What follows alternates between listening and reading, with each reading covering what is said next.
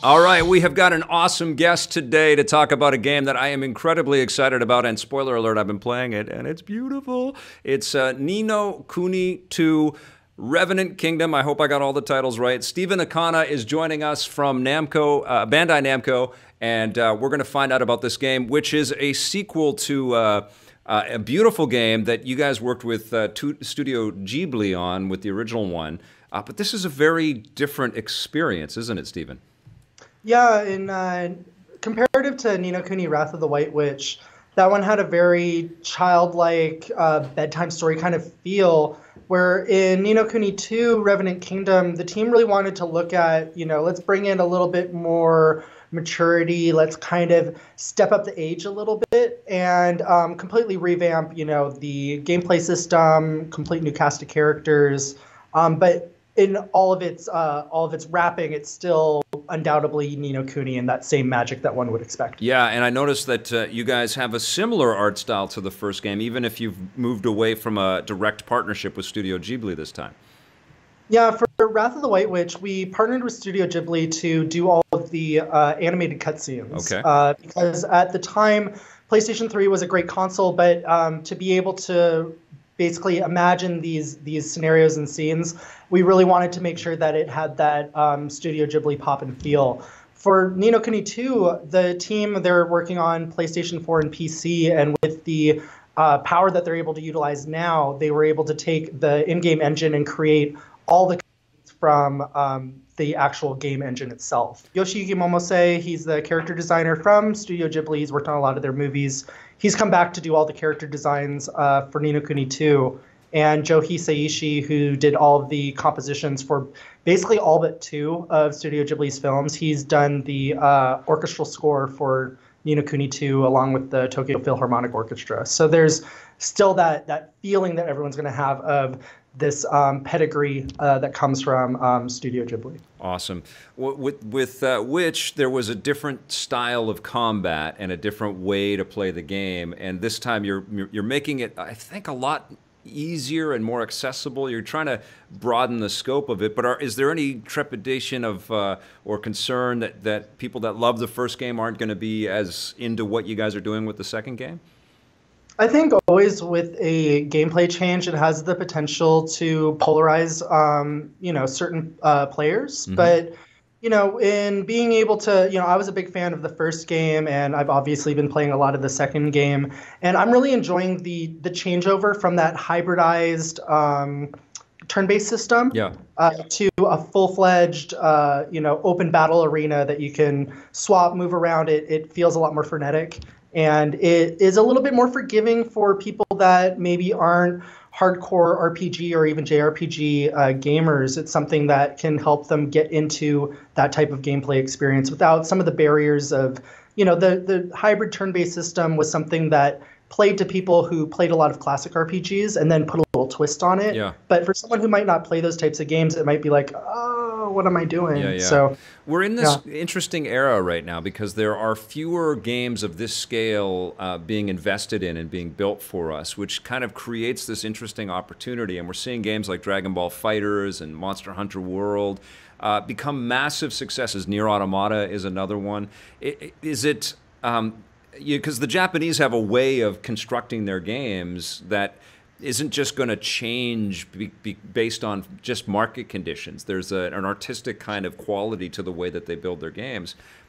Is it exciting to kind of see that there's a more open field now for people to become aware of a game like this? Oh, most definitely. I think there's a lot of those kind of older gems that were like, highly rated, but no one played it. Yeah. And I feel like that era is kind of gone away a bit, where a lot of these titles that are being developed in Japan and even just, other places globally, there's a lot of development that's emerging in Brazil, other areas of Europe, where these other developers that are coming up with really cool ideas are getting a lot more visibility and mindshare amongst gamers. Awesome. And what would you say to those folks out there that maybe bought Ni no Kuni 1 and thought, oh, this is beautiful, but it didn't leave a huge impression on me gameplay-wise, or it was a little too easy, or, what is going to attract people that liked the concept but maybe didn't love the game for the first one to your new one? I think that the additions of like where the team's really gone to look at what was their perception on what they put out with Wrath of the White Witch internally, and where were areas that they saw that they could grow and improve. But not just from an internal perspective, they really sourced out feedback globally from players and being able to look at, what was the drop-off point for players? Like what was maybe a barrier for them to progress, and how can we smooth those experiences out? And I think once people jump into Ni no Kuni 2 Revenant Kingdom, they're really going to see what the team's done to express the pace of the game and make sure that it has a flow and an experience that really reaches hardcore gamers and casuals all alike. Awesome. I want Blake to run some footage and show off the beautiful gameplay here. I've been dancing around getting into too much detail about the plot because I don't know what you guys want to spoil or not. But maybe give us a loose kind of idea of what we're doing in this sequel here. Sure. Go for it. In Ni no Kuni 2, it starts off with Evan Petty Whisker Tildrum. He's the king of Ding Dong Dell. It's a city that people who played the first game would be familiar with, but think of Ni no Kuni 2 as like it's a same sandbox but different toys. Okay. So whole new cast. Evan is in Ding Dong Dell. It's a place where cats and mice live in harmony, and mice end up actually turning and ousting Evan as king. And in doing so, Evan, he starts off very timid, very unsure of himself. But in gathering people around him, it builds his own confidence and strength to become the king that he is meant to be. So in an early sequence, there's a gentleman, his name's Roland, and he's the character that comes from Ichi no Kuni, which could be equated to our world. And he comes into Evan's world, and he used to be a president, so he sees a lot of qualities in Evan that's similar to himself, a lot of positive leadership qualities in him, and decides that he wants to mentor him to become a king. See, that really shocked me, that opening sequence. I didn't want to get too much into it, but there is some shocking stuff in there, and there's some heavy stuff almost right away, because you think this game is just going to be a cutesy kiddie type of experience, like from a surface level, but it certainly isn't that. And I didn't know how much you wanted to reveal about Roland and sort of his history, but I guess it's out there. People know a little bit. Yeah, I mean, like there's a lot of mystery that surrounds Roland. Yeah. Like in his world, he's in his late 40s, I believe, and when he comes to the world of Ni no Kuni, he ends up being much younger, in his 20s. But Roland he rolls with a lot of the, oh, I'm in a new world. Okay, well, let me check things out. Oh, I'm younger. I look great. So there's a lot. There's not very much that really shocks him, which is very interesting. Yeah. Well, there's a lot of familiar aspects to the game design here. We're traipsing around, fighting monsters. There's some stealthy kinds of mechanics in the game that I've noticed so far. There's obviously leveling up and acquiring all kinds of new equipment and weapons and things like that. But what else is buried in here that you want to let gamers know about? So one of the things that people were big fans of in Wrath of the White Witch was the familiar catching and raising system, and the fact that you would use them and go out into battle with your different familiars that you've caught and raised. And we've done away with the familiar system in Ni no Kuni 2, but it's changed into different elements of catch, collect, and raise. So in one portion, there's these world sprites. They're called Higgledies.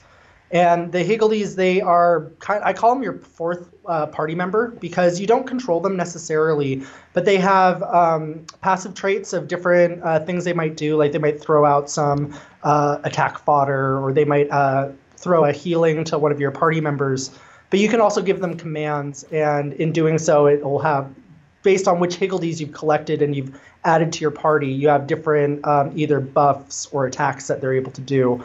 Which I think is really cool, and I think there's about 100 unique Higgledies that you're able to collect and put into your party, which will change the gameplay experience for you. When I hear that, I think, are you guys developing a new slant for a new game based on these Higgledies? Is there a gotta collect them all kind of concept that might be emanating at the studio? I don't have any information about that, but I would want to seed that information over to them because I love those higgledies. They're so cute.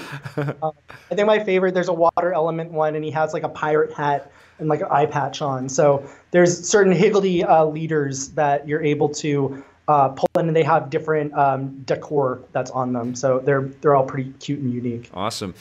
How many different people can you pull into the party, apart from the higgledies that you can collect and bring into battle with you? But how many people does your party kind of grow to? So there is in the story, you're going to start out with 3 main party characters, and then it expands out to 6. And it has different representatives from different portions of the world, basically, each with their own point of style and difference in their combat abilities. That's awesome. Tell me about the this game takes place hundreds of years after the first game as well, right? Is there going to be like do you have to have played the first game to kind of really get the most out of the sequel? No, it's kind of one of those great things where if you've played the first one, then you can jump into the second one, and you have the familiarity of world environment, some of the creatures that you battle against, but it doesn't have necessarily that direct continuity. But there is Easter eggs that you'll be able to find and little nods to the first game. And for someone who's never played Ni no Kuni before, it's a great way to jump in, play this, and you're like, hey, wait, there's another. It's like jumping into a book series, and you started with like the second book. Yeah. But then you can go back to the first one, and it's like nothing's been spoiled for you. You can actually go in and you can experience all of that fresh, and it's just more content for you. See, when I'm playing this, I instantly want there to be a remastered version of the first game. And, you know, I want to have both of those on my virtual bookshelf, you know? Like, I want to be able to jump back and forth between the two. Is that something that you guys are considering? Is there a possible remaster of Ni no Kuni 1 coming? We don't have any information on a remaster of Ni no Kuni 1, but just like with the Higgledies notion, I would be super excited if we were able to do something like that. So, hopefully, you know, I can talk to the team and, you know, get some of these notes from you over to them and let them know that you're a big fan of their content, old and new. Oh, yeah, absolutely. Did you work on the first game? Have you been with this series for a while now? I actually didn't work on the first game, so that's something that was kind of special uniquely for me is being, it's funny, I was just a couple months ago, Facebook gave one of those, like, you know, old posts served to you, and it was a post that I put up when the first game was announced, and I don't really use Facebook that much, so it was pretty surprising that I was like, wow, I remember when the first one was announced and I just lost it, and now I'm working on this game, so it's a cool full circle. That's awesome. Yeah, it's great. There are obviously a lot of great Japanese RPG games. Some make it, some don't, and I'm curious to kind of get your take on, you know, what it takes to be a hit, you know, what it takes to kind of register. I think it was also a bit surprising that Ni no Kuni got a sequel, because I don't think the first game, I mean, there was a lot of acclaim around it, but like you say, I don't know if, you know, the millions that you would want to find a game like that actually found that game. But what makes a JRPG a hit and a success? I think, you know, definitely thinking about, you can't just take a title and simply do a direct translation of the content and present it to a different world market and feel like that's going to resonate with them. So from a development standpoint, you have to think globally, and you have to think about like access and being able to make sure that the story that you're conveying really speaks to all these different markets in the right way. So when looking at the way that the team has localized this title, there's a lot of work that went into all of the voice casting and making sure that, you know, certain jokes were rewritten to really work with that language and locale. Yeah. And you have to put a lot of time into development. You know, like the proof is really in the effort, where if you're working on something that perhaps is 1 year development, you might not have that same impact as something that really has taken a lot of time and planning to be able to craft and execute. Can you think of anything more risky in the video game world than to develop a giant role-playing game? Oh, geez. Maybe developing a giant role-playing game, but then testing out new tech. Yes. Or like imagine doing this for VR or something like that. Yeah, like some sort of AR Ni no Kuni hybrid. I think that would be a little bit difficult, but You heard it here first, folks. Announced today an AR Ni no Kuni. Woo! that would definitely be challenging. Yeah. Justin Bennett says the kingdom building looks amazing. You want to tell us a little bit about the kingdom building in the sequel? Yeah, so as many people who may have followed Level 5 games, like previous releases and stuff, there's an element that they focused on in some older games, like say for like Dark Cloud 2, like where they had Georama and this kind of town building, and they brought that back into Ni no Kuni 2, which is a cool way of being able to level up your character itself, and it plays into the role of, like, it's a role-playing game. You're Evan, and you're this party, and you're supposed to feel that emotional connection with him. Yeah. So to really play into that, there's a lot of, like, when you look at the kingdom mode where you're actually building your kingdom, you're staffing all the citizens that you've recruited from other countries into different roles to level up different areas. Or even if you look at the skirmish mode, where there are these, large-scale, like, RTS-style battles that feels like a general or a king that's actually commanding an infantry. So there's all these notes that Level 5 really wanted to make sure that they added that can give the player that feeling of, this is what it's like to be a king in this world. Like, you're Evan, you're this king. Let's give you a bunch of gameplay that really speaks to that and really drives that message and also that feeling that you get when you play the game. Very cool. Now, this is a PlayStation 4 console exclusive, and it's on the PC. Is that correct? Yes. Doy Owen wants to know when it's coming to the Nintendo Switch. Don't have any news on Nintendo Switch. It's only on PlayStation 4 and PC. I mean, that must be the question you get every day. When's it coming to the Xbox? When's it coming to the Nintendo Switch? Yes. Yes. No, I mean, like, you name most, and I think the thing that's cool is that there's fans out there that are so down to champion their console of choice. Yeah. I think that, having different consoles that are available, that some have, multi-platform games where, they get it out to everyone, and some have console exclusives because maybe it plays to a certain function or feature of the console. There's a lot of cool balance that goes on, but I think that having that spread in competition is great. Yeah. But also really, even though sometimes people are just like Switch, or, they're calling out all these different platforms.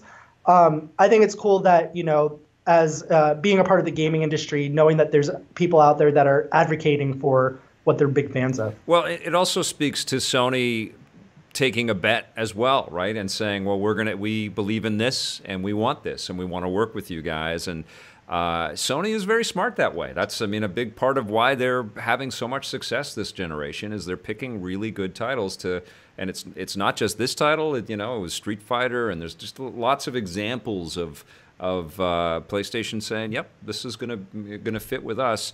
I think the idea of being able to play a game like this and being able to port it and walk around with it everywhere on a Switch is a very attractive one. Blake is out. Blake has said he's only buying Switch games now because he likes to play his games in bed. So you lost one, but it must break your heart, but it must also feel pretty good that people are asking for it everywhere too, right?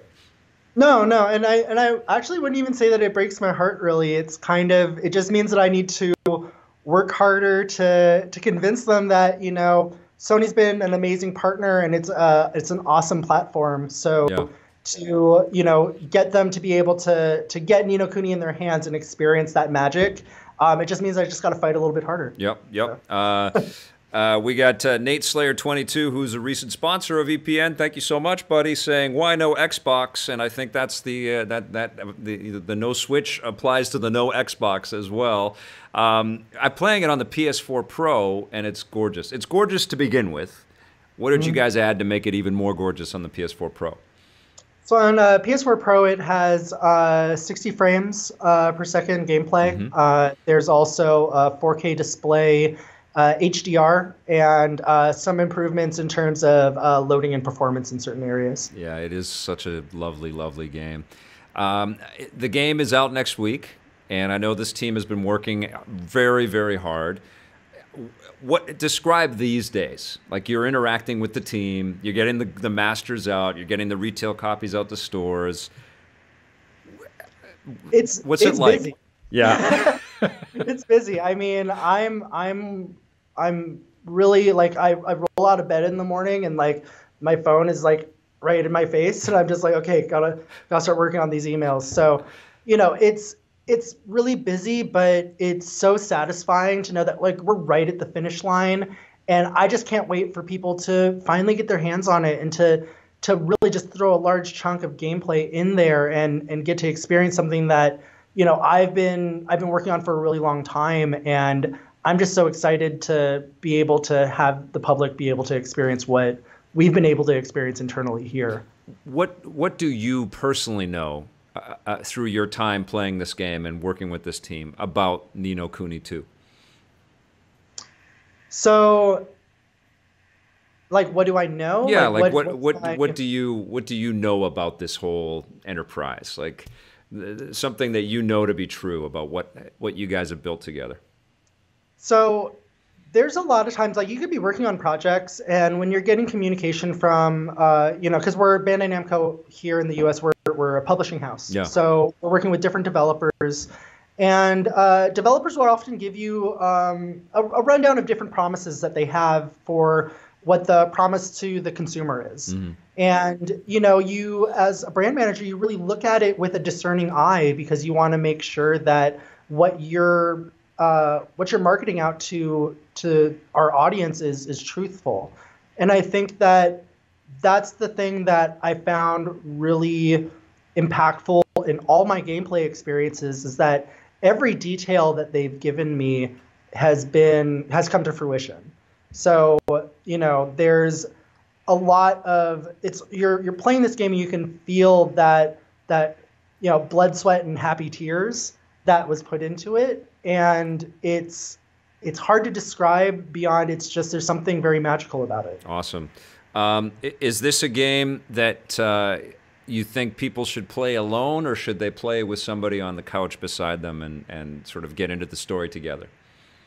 I think it's one of those ones where it's a great game for people who might not be gamers, but they're fans of like different forms of popular entertainment. Like, maybe they make a date of seeing that annual Pixar movie release. Like that's like a big deal for them. And it's a great couch cooperative where someone who might be more of a gamer can have their friends that might want to experience the story, and they know that this is something they would like. Being able to pass off the controller and, kind of have a shared gaming experience. I think that that's something that this game, since it's really easy for someone to pick up and play, but there's plenty of room for content to master. I think that that's something that's pretty cool about this one. That is awesome.